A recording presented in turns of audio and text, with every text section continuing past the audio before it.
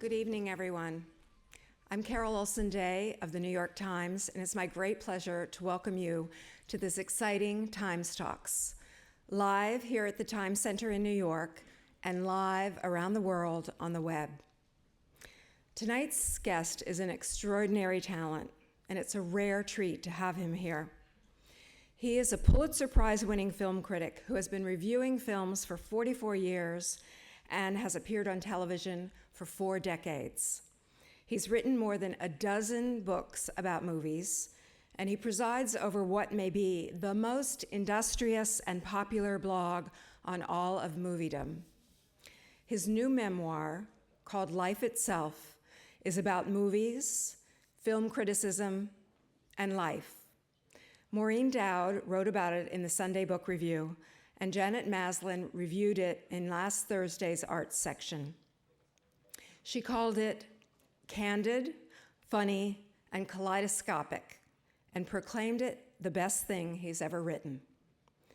He'll be signing Life Itself after the discussion, which will begin in just a moment. But first, I'm pleased to introduce our moderator. If you were to do a search on nytimes.com, you'd discover that he reviewed several hundred movies for the Times so far in 2011. He's filed in-depth reports from the major film festivals and written about trends and ideas. He contributed numerous Critics' Picks videos to nytimes.com/movies, and just last weekend wrote for the Sunday magazine about the anti-muse effect of Margaret Thatcher on British culture in the 1980s. I can't think of 2 more compelling people to hear talking about movies and their experiences reviewing them. Please join me in welcoming New York Times chief film critic A.O. Tony Scott and our very special guest, Roger Ebert.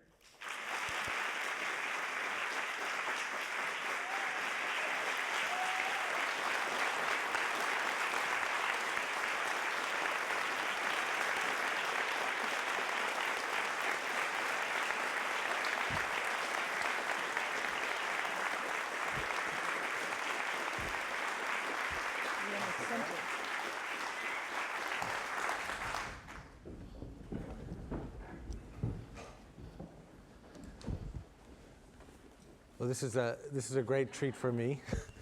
And in case you haven't already, I just want to join my colleagues Maureen Dowd and Janet Maslin in recommending this excellent book of Roger's, Life Itself, a really wonderful book about newspapers, about memory, about childhood, and also about movies. And also to introduce Chaz Ebert. It's good to see you all here. Thank you. Thank you.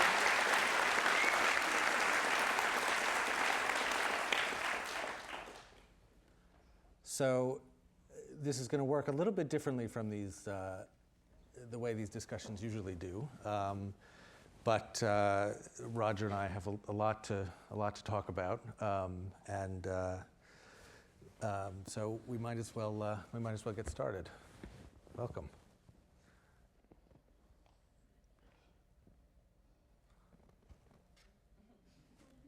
Let me start, Tony, by saying what a pleasure it is to join you on this Times Talk. Or, in my case, Times Type. We've known each other a long time, and had some good conversations. You are one of the rare movie critics who sometimes makes me wonder if I could possibly have been wrong. I wish you could have done this in the years when I could speak, and I ask your indulgence with my computer voice. His name is Alex. He does the best he can. He sounds pretty good, I wouldn't say that you've ever been wrong, but not tonight anyway. How is the volume for Alex? Can you hear it? Is Alex coming through okay? Okay. Well, starting with what you've been doing for the last 45 years, which is reviewing movies, which is not it's not a record. I think Andrew Saris and Stanley Kaufman have been going maybe a little longer. But it's probably long enough for you to have reflected on what the meaning of the job is. And this is something I sometimes ask myself, when I'm sitting down to write. What does a critic do? What is criticism for? Who is it for? And I can't think of anyone I'd rather ask that question than you, since I'm still trying to figure it out.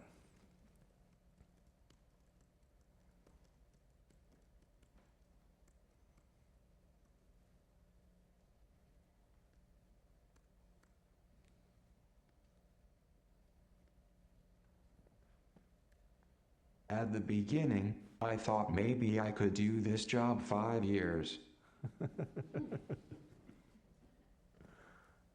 Our reviews are not for the artists, and not for other critics.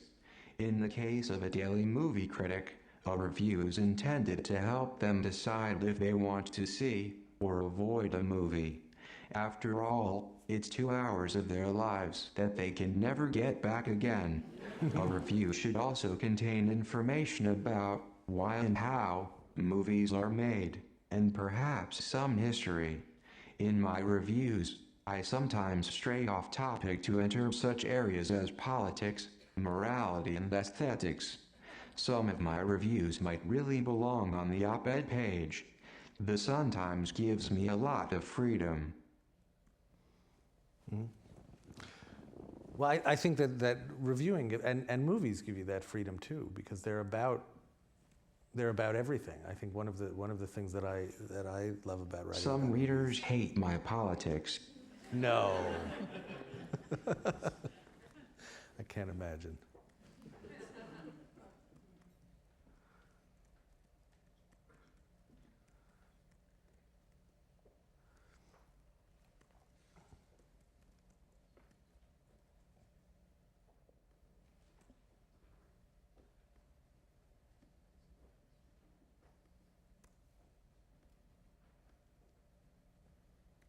You rewrite. Movies can be about anything, so can our reviews.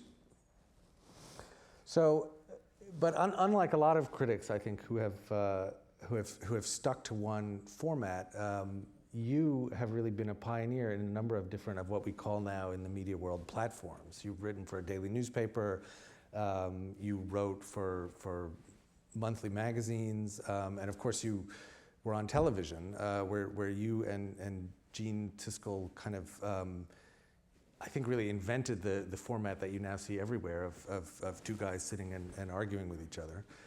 And lately, you've branched out into blogging, into social media. And as Carol was saying, you've written a dozen books. And what I'm curious about is how you think criticism as a practice, as an activity, as a way of thinking and writing differs from one media to the other, and how you've adapted as you've moved from one way to the other, from one to the other. Print is my preferred medium. I feel I'm a better writer than I am a TV performer. But television is a very personal medium, as you know from your own experience.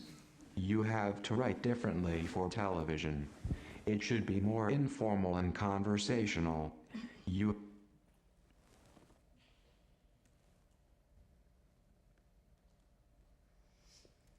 have the benefit of being able to show scenes from a film.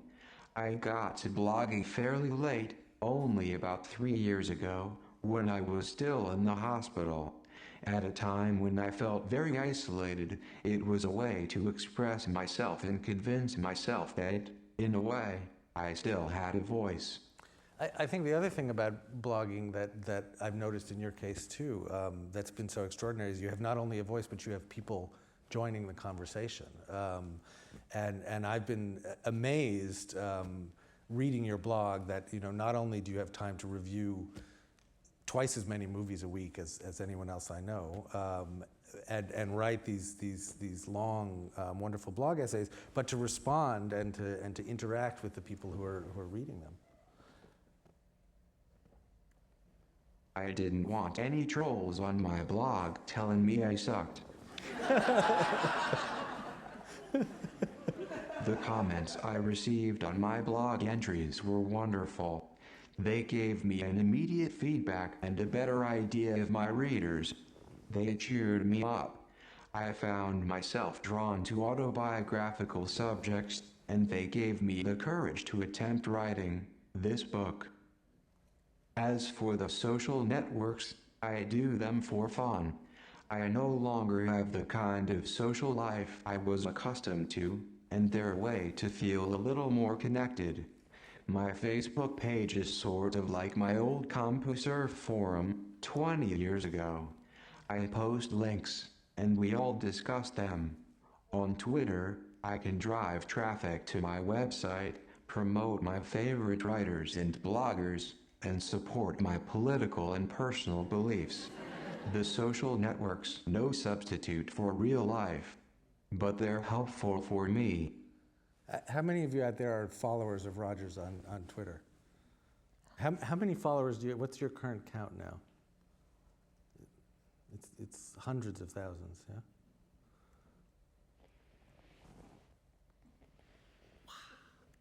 530,000. What's the current circulation of the Chicago Sun-Times?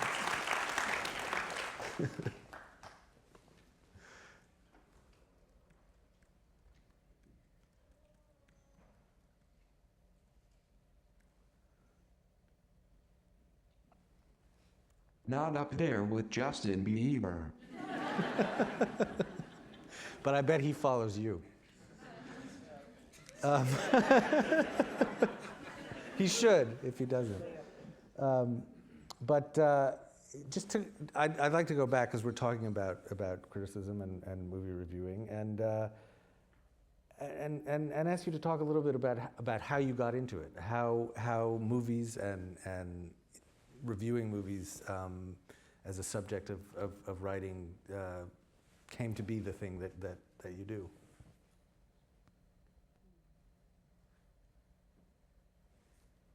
My answer isn't going to be very enlightening. If you'd asked me in 1967 what my career ambition was, I would have said I wanted to be a political columnist. Then out of a clear blue sky, the Sun-Times gave me the job when its movie critic retired. I guess they looked around the newsroom, and I was the youngest reporter and had the longest hair.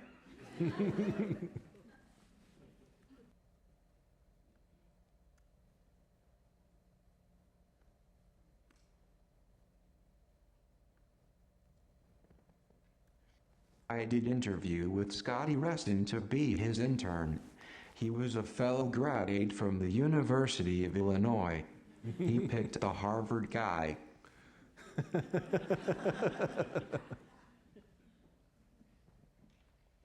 I'd always been a movie lover and had written about them from my college days, but I was in no sense an expert.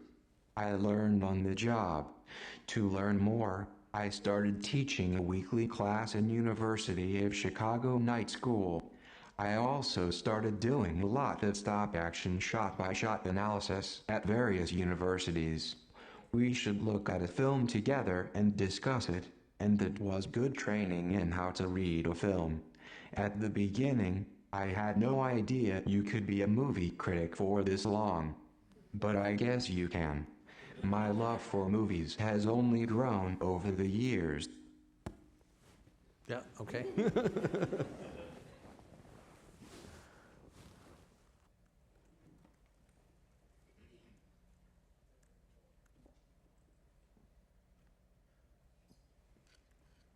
In Chicago in those days, I met a couple of movie critics who were younger than I was, and had already seen every movie.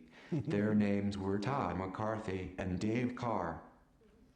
Dave Carr writes the DVD column now for the Times. He's one of the most knowledgeable, I think, and astute critics around, who has a wonderful book of his writings from that era, from the Chicago Reader, where he's a critic for a long time. Has just been published, called When Movies Mattered. And Todd McCarthy went on for a long time to be the chief critic at Variety, is now at The Hollywood Reporter, and is again an amazingly learned and astute critic. Yep. Okay.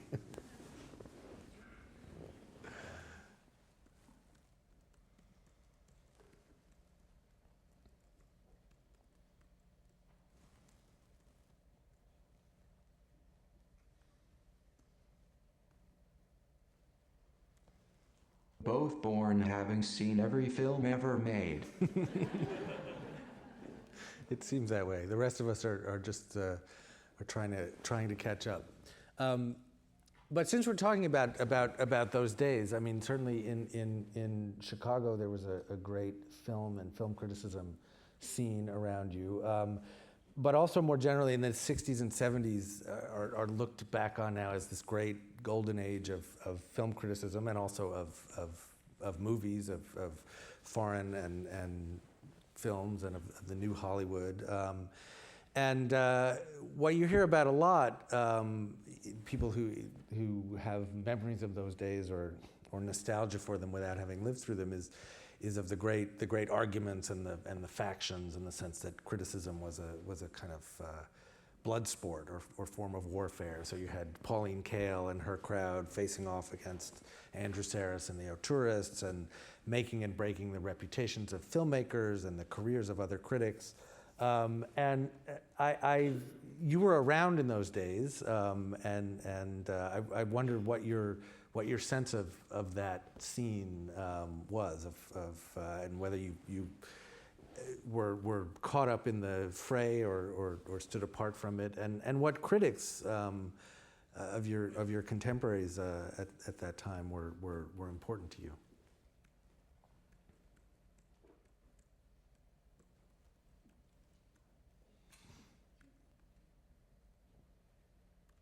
It was a great time. The film generation made the cover of Time magazine. Hollywood let young directors run wild in the 1970s.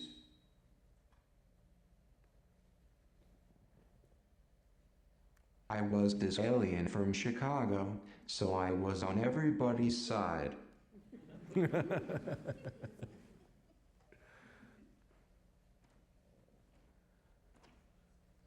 I was a friend of Pauline's, who was very kind to me, and also a friend of Andrew's.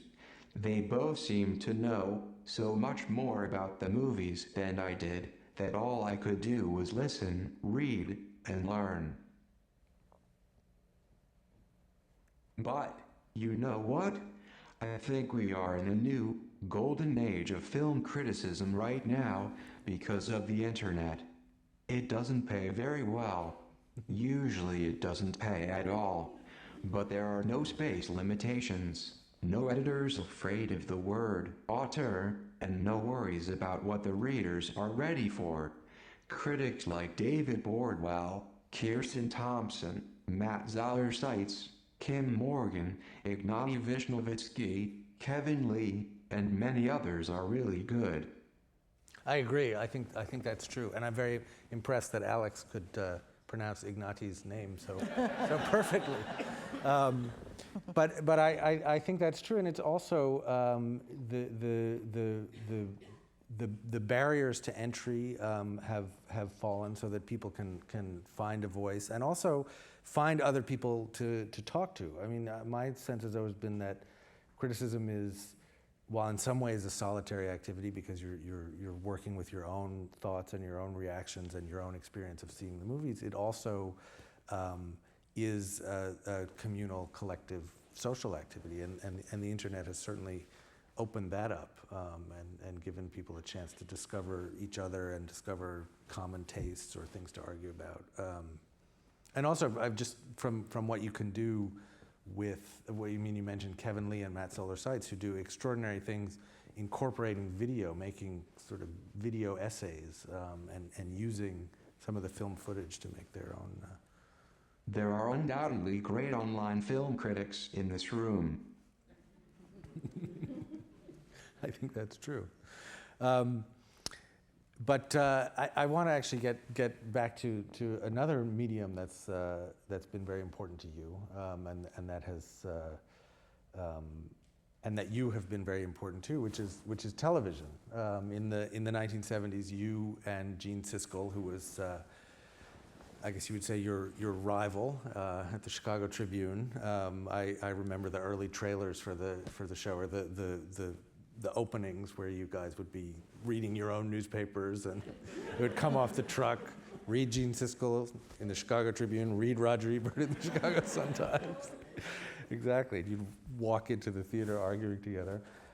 But anyway, you started a television program devoted to the extraordinary idea that two people who knew a lot and cared a lot about movies could spend time talking about them, and people would watch. And that was a partnership that lasted until Gene's death, and that I think had an enormous impact both on television, on the kinds of things that people see now on television, and also on movie criticism. So I was wondering if you could go back a little bit to the early days and talk about the Siskel and Ebert partnership and how it took shape. I mean, it came to be really synonymous with movie criticism. I think when I was growing up and in the 1980s, if you thought, if you said to someone, picture what's the image that comes to your mind of when I say movie critic, there it would be.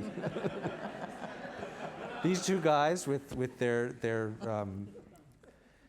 interesting sweaters and and sport coats, sitting in the balcony and hashing it out.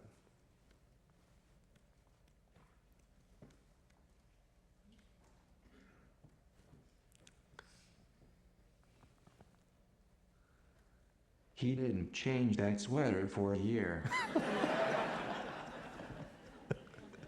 I was thinking about your sweaters, actually.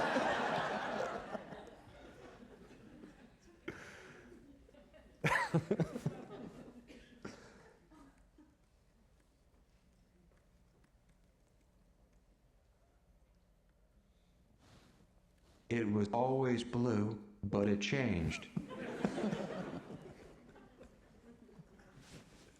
We began by disliking each other.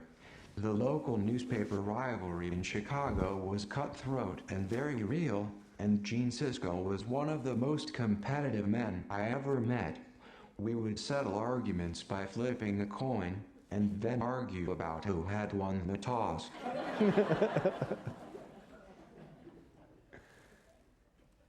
In the early days, we were very nervous, and that didn't help. Slowly we grew more comfortable on television. Gene would say, "We may not be lousy performers, but at least we know what we're talking about."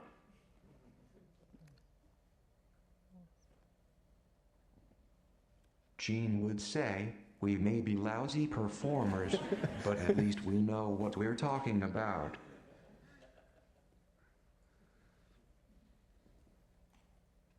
That tradition has continued in all the shows that spun off from sneak previews. We spun off 6 different programs. Almost all coverage of movies on television is gossip and celebrity scandal. Our show was the only one where someone might actually say a movie was no good.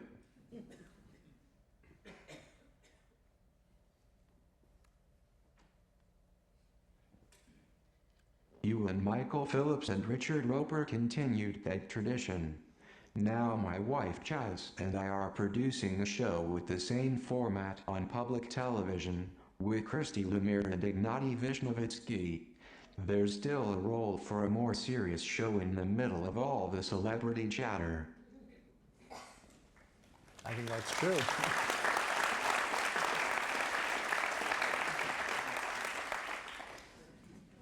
Well, as Between Gene and I, what slowly happened is that we began to enjoy doing the show. We worked well together. Both of us wanted to be thought of as complete critics. One-stop shopping. But we realized we were better together than apart. We had a lot of surprisingly young viewers, and on our show they discovered that it was okay to disagree about movies, but you had to be ready to defend your opinions. Today I meet some adult film critics who say they started out by playing the Siskel and Ebert game in grade school. If that is true, it was more influential than anything in particular we had to say.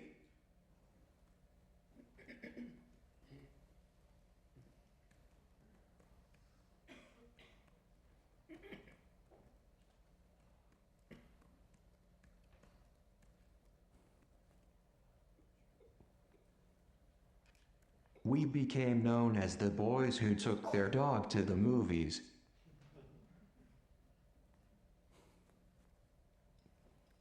Kids need the confidence to express their opinions. Gene took his daughters to a movie once, and after it was over he asked them, "Girls, what did you think of it?"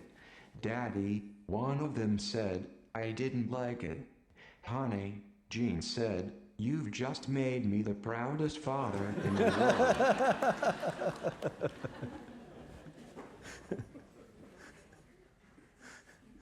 I've had that experience too. It's a very good thing when you can pass that skepticism on to the younger generation. Well, as you mentioned, I did spend a little time in your chair at the movies, and I think I was on the side that you were usually on, and the other guy was the current film critic at the Chicago Tribune, Michael Phillips. And one thing I learned immediately from my first day there is that it's a lot harder than it looks, and television is a very challenging and I found a very confusing medium. But I think you and Gene and Can I just say one thing? Yes. Roger and I loved watching you and Michael Phillips together. We had a good time. You were great. We had a very good time doing it, and it was a lot of fun. It was a great honor to carry on the tradition and feel like, for at least the year that it lasted, we were kind of the next Siskel and Ebert. But what I was going to ask it was kind of about television and about the challenge of it, because when we talk about writers, we talk about finding a voice, and I think that something similar happens with people who are successful on television. You find not exactly a character to play, but a way of being yourself on the camera. And I just wondered how that was for you and how you found your way into that process. First, let me say, Tony, that I thought you were very good. You and Phillips were my choices to take over. There was a slight interruption, and then you did. And you're very correct. It is harder than it looks. In the early years, we got a lot of snarky comments from people who said, "Anybody can do that," but not everybody can. I think it's important to learn how to talk through the camera, not to the camera. It has to be first person. It has to be subjective. You have to talk about how a movie made you feel. Abstract ideas don't travel well on television. It's better to talk about your actual personal experience. The tone of your voice, the expression on your face, and your body language all say as much as the words you use. Well, I think that's certainly true. Michael Phillips and I used to study the old clips of you and Gene, and the best things, our favorite moments were some of your reaction shots. When Gene would be saying something, and you would just, your eyes would get really wide, and it would be as if you were looking, as you say, through the camera at the person at home, saying, without saying it, "Can you believe this guy?"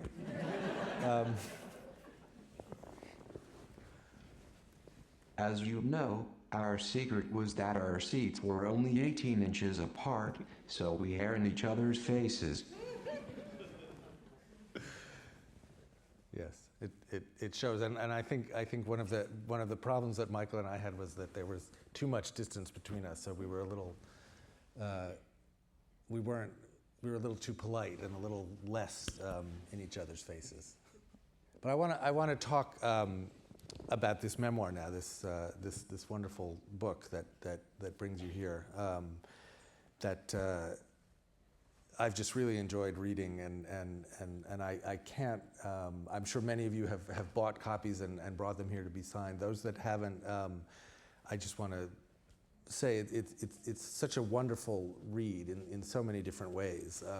I didn't think that I had any particular interest in Chicago newspaper gossip from 1974, or the names of the people who used to drink at the bars in the North Side.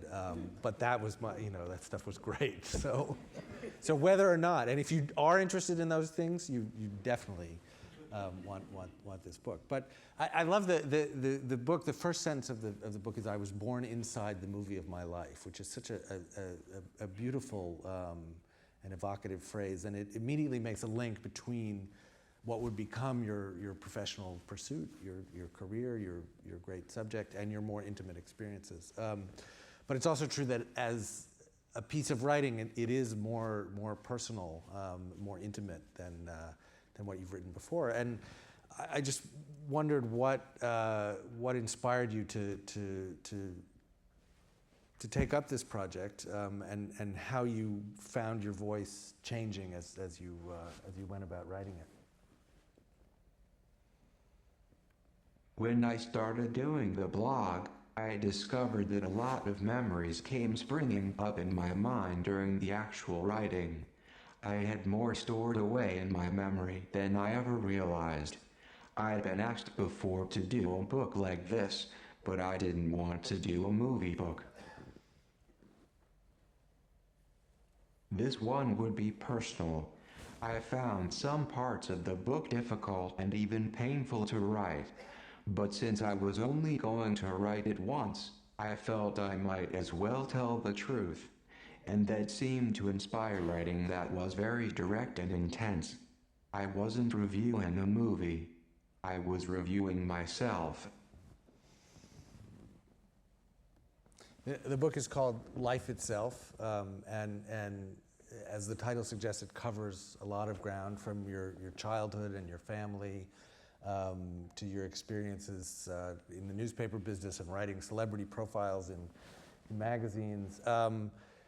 But the readers will also be noticed, and will also notice, and I was very moved to find a kind of a philosophical, almost spiritual thread running through the book, as you talk about your thoughts about death, about the afterlife, and about your illness. And I wonder if you'd say what your illness of the last 10 years has taught you, and how it affected the writing of this book.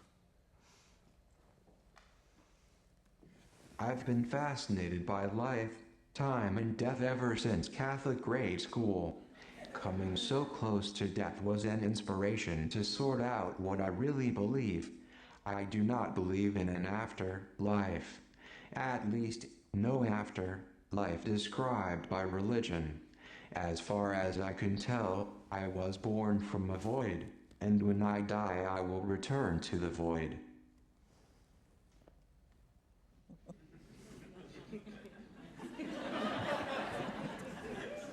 But not right That's yet. okay. We didn't know what we were getting into in birth, and now we don't know what will happen next, after death. I believe I am the total of my memories, and when they're gone, I am gone.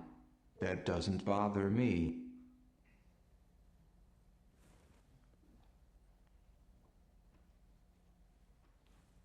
But since we are only alive for this short span of time, I think we must try to be happy, and to make other people happy. Religions that justify killing have it the wrong way around. Apart from that, my illness has taught me a certain degree of acceptance. You have to play with the cards you're dealt. I'm not angry that I got cancer. We all get something, and we all die. I'm happy that I'm still able to function in my work. I'm happy that I'm here today.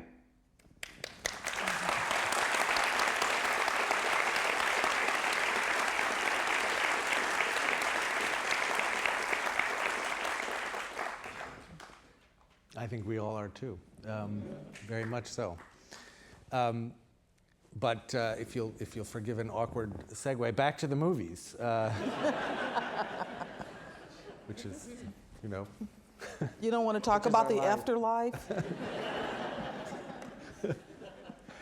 Well, when the time comes, we'll come back and we'll talk about it. And I'm sure you'll have the software, and we'll have a séance with Roger Ebert at the Time Center. I think they do that kind of thing here. I think they have the technology for it.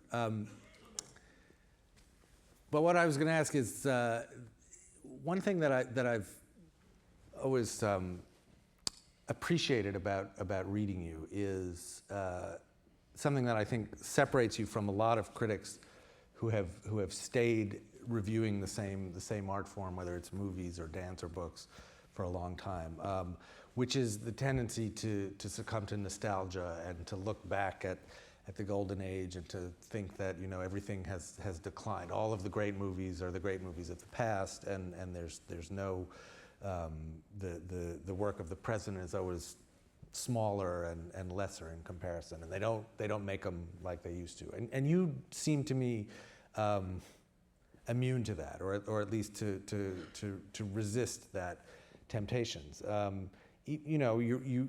You have a series of books on the great movies where you revisit movies of the past and classics, but I don't have the sense that your admiration of those masterpieces and touchstones leads you to disparage the present or to give up on the future.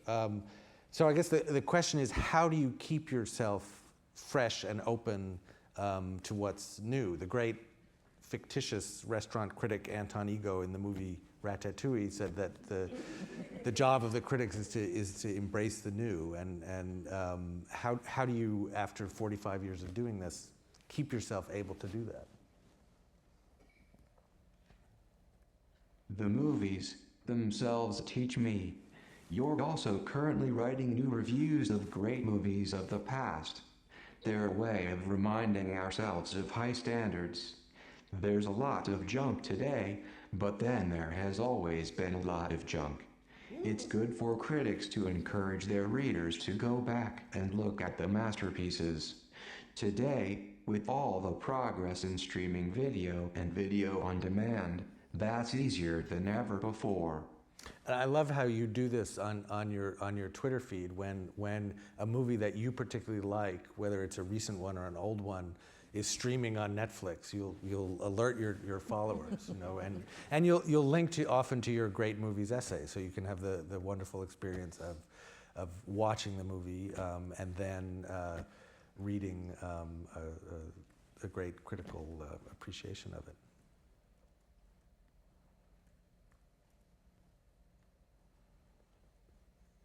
We critics know about a lot of good movies people have never heard about. That's true. And I think some of our job is just to point them out and encourage people to watch them.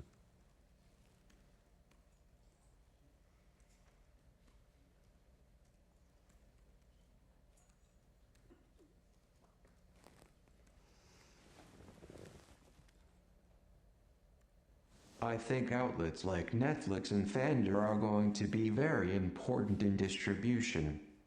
Yes, if Netflix can sort out what it's called and how much money they're going to charge. But I agree, of course.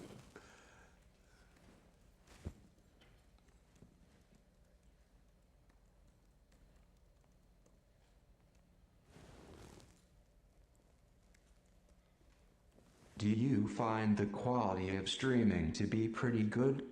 I think it's pretty uneven. I mean, I think there are some things that I look at and it's the stream is close to as good. It was clearly made from a very good source and a good digital transfer. Other times I feel like it's 1983 again and I'm watching it on my parents' VCR. I mean, it's just a blurry, smeary image, and sometimes the ratios aren't preserved. So it can really vary. I don't think there's yet even the level of quality control on the transfers that stream as there is on the DVDs.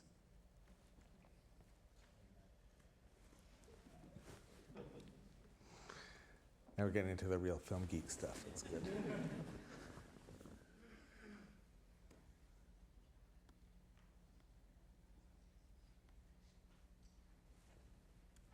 I don't like to watch movies on my laptop. We use the Roku player through a HD television set.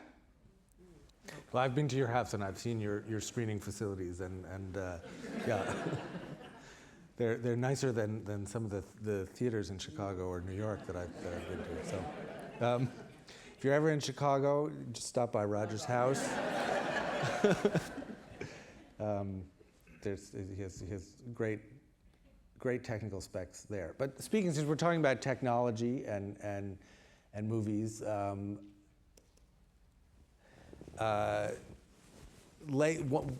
you've lately, I think,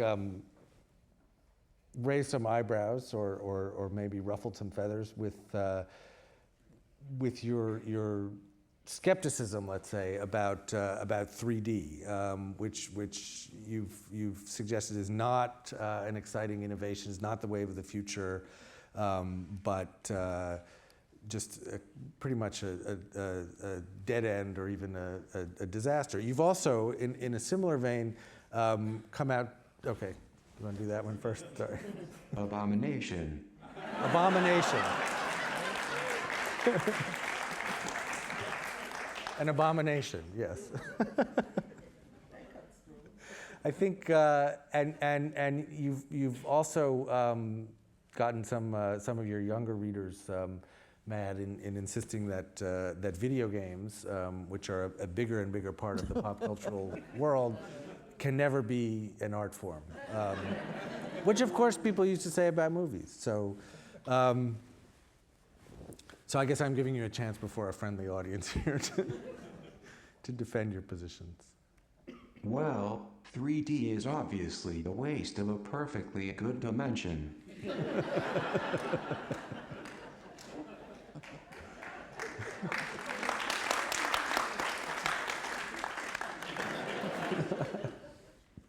T is a gimmick and a distraction. It's an excuse to charge more money. It may be appropriate for perhaps 1 or 2 movies a year. But have you ever heard a kid coming out of a movie and saying, "Gee, I wish that had been